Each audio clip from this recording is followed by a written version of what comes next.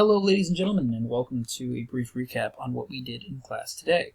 So, we've been reading Mary Shelley's Frankenstein, gotten through the first 6 or so chapters, and I wanted to take a break today to discuss how Gothicism is used in popular culture.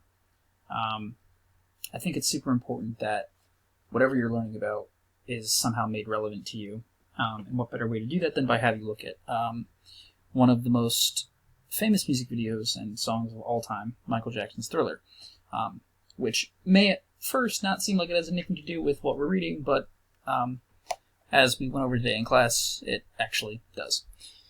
So, what we're seeing in Michael Jackson's Thriller is a whole bunch of setup, theatricality before the song.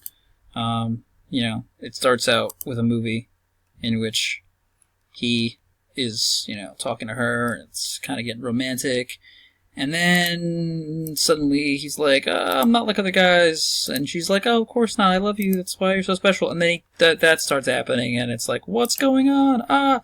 His fingernails get all long and gross and disgusting and creepy, and the end result is he's basically like a wolf man, and then he starts chasing her, and, well, we never really know what happens in that movie, because then it flashes to what quote-unquote the real world where they're at a movie theater and they're on a date, which makes the next couple of scenes in which zombies start popping up even more bizarre and freaky and scary.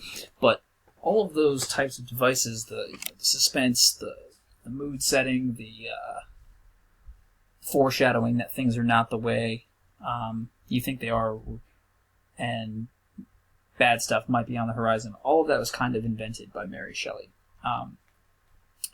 Now, she didn't single-handedly invent the genre of Gothicism. There were obviously other authors before her who probably dabbled in it, but none reached quite the level of success that she did with this book. And it's something that's obviously stayed throughout history. Hundreds and hundreds of years, people like to be kept in suspense. They like this idea of exploring the darker side of human nature, which is kind of bizarre, but also very interesting, I think, right? I mean, you wouldn't necessarily think that wanting to be scared is something that goes over well with people, but it is. So, we looked at a bunch of examples today in class. I forget who it was, but someone brought up Split, and took a look at that trailer for the presentation portion of the class.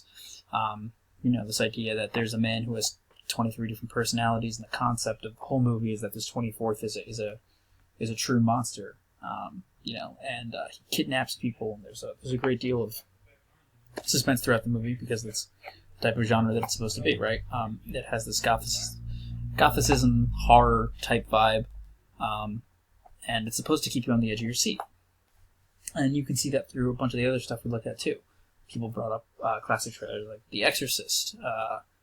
People talked about Poe's The Pit and the Pendulum and other such writings. And I thought it was pretty cool how far-reaching all of you were able to go with seeing the elements of Gothicism and what they were able to do. To that end, I just wanted to briefly sum up what it is we did there, which is, take a look at Thriller, we took a look at the Split trailer, we took a look at a couple other movie trailers, and even I think a television show, or a clip from a television show about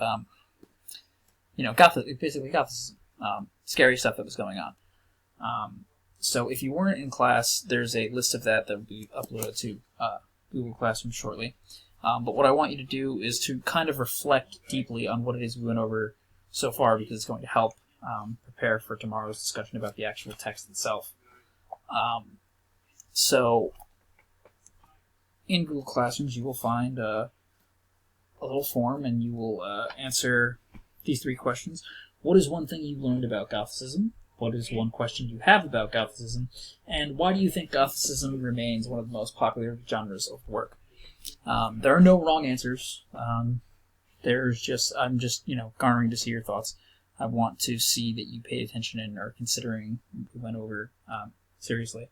And I will respond to you as soon as possible. Everyone will get at least one comment on something they've written, so please take it seriously and hand it in. Tomorrow we are going to be discussing the actual chapters we've been reading And there's a cool little mini project I'll introduce tomorrow and give you some time to start thinking about how you're going to construct it. But with that, I just want to say thank you for taking the time to watch the video. I know it's not super long, but I know you all have incredibly busy lives, and thank you for taking this class seriously. And I will see you all tomorrow, and good luck with the work, and have a nice night.